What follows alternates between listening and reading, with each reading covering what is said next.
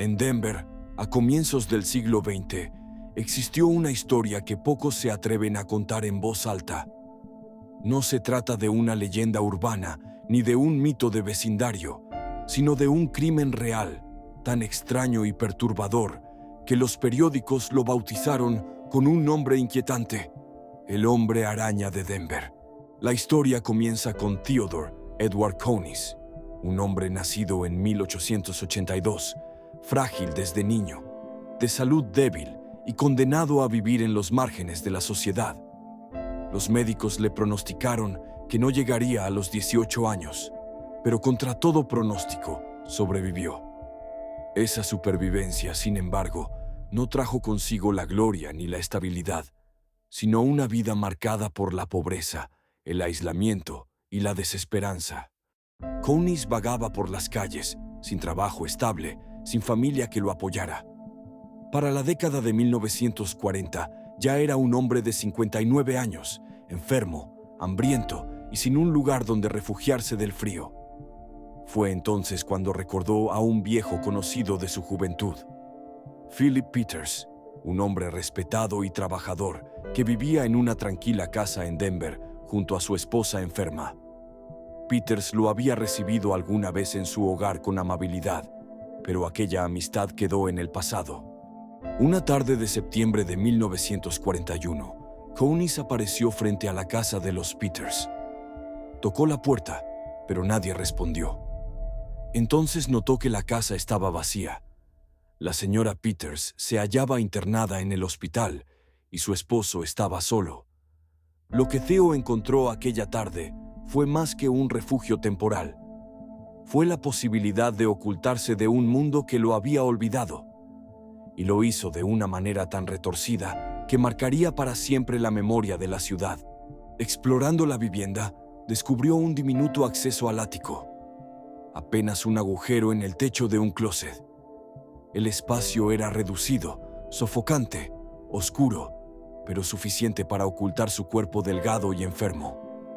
Theo lo convirtió en su guarida secreta. Desde allí, en silencio, observaba la rutina de su anfitrión involuntario. Bajaba de noche, cuando Peters dormía, y se robaba comida de la despensa. Se movía con sigilo, como una araña que desciende desde la sombra para cazar lo necesario y volver al escondite. Durante semanas, Philip Peters comenzó a notar cosas extrañas en su casa: comida que desaparecía, ruidos inexplicables en la noche, objetos que no estaban en su lugar. Al principio lo atribuyó a descuidos, quizá a su propia confusión por la soledad. Nunca imaginó que, justo sobre su cabeza, alguien lo espiaba cada día. La tensión llegó a su punto más alto la noche del 17 de octubre de 1941. Peters, que ya sospechaba que algo no andaba bien, escuchó un ruido extraño en la cocina. Bajó a investigar y se encontró, cara a cara, con Theo Counis. Lo que siguió fue un forcejeo brutal. Peters, de 73 años, intentó defenderse, pero el hombre que vivía como una sombra en su ático lo atacó con una barra de hierro.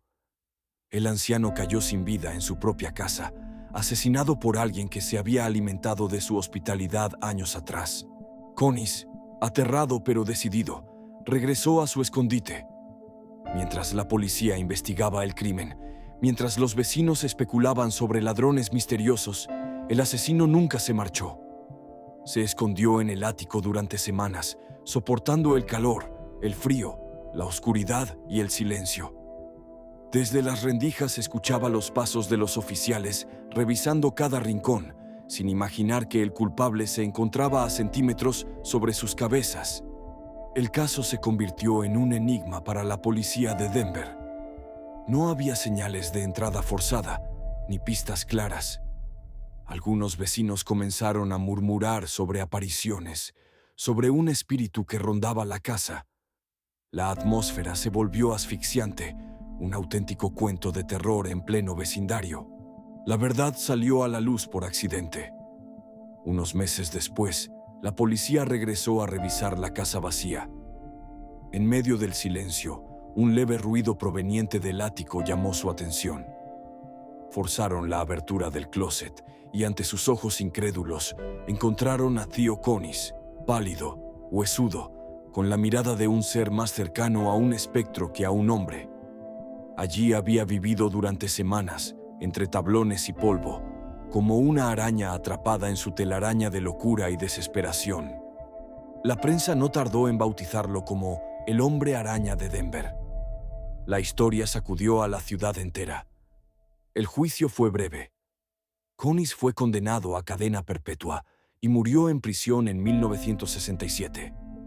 Sin embargo, el eco de su crimen sigue vivo. Una historia que parece salida de una película de terror, pero que ocurrió en la vida real, recordándonos que lo más perturbador no siempre se esconde en las sombras de la imaginación, sino en los lugares más cotidianos, en el silencio del techo sobre nuestras cabezas. Porque nunca sabemos quién puede estar observándonos, aguardando en la penumbra, paciente como una araña.